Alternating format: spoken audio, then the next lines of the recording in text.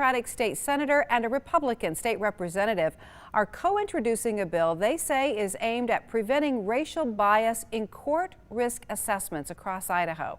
What does that mean? Well, today, KTVB's Misty Inglet spoke with one of the representatives who introduced the bill. She's here to explain more. So, Misty, why is this a concern in our state? Well, Dee, basically what's happening is that because of those risk assessment algorithms that are used in court proceedings, Representative Chaney says it's like punishing people for crimes they haven't yet committed.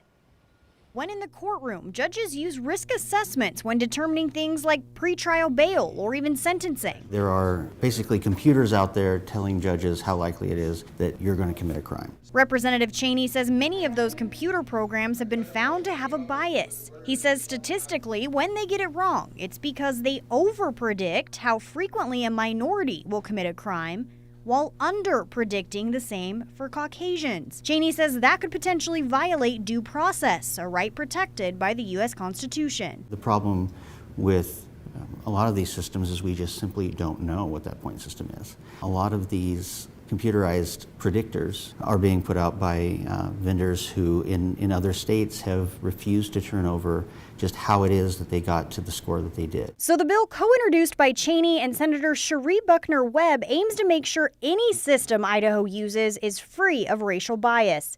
It could include making sure any risk assessment type tool be validated by the Idaho Supreme Court before it can be applied in court. Well, this is really a civil rights bill at its heart. It also makes sure whatever system is used is transparent to everyone. I think our judges want to get it right. We just don't want them looking at something that they believe is the most objective thing in the courtroom and relying on that if it's truly not objective. Now, several studies have shown that risk assessment algorithms are flawed. One report from ProPublica, which was published in 2016, called Machine Bias, showed that risk assessments were often biased, especially against African Americans. And a link to that specific report is on this story at KTVB.com. Dee? Sounds like something we all need to know a lot more about. Misty, thank you. Chaney says that he hopes to see the bill go to a hearing next week.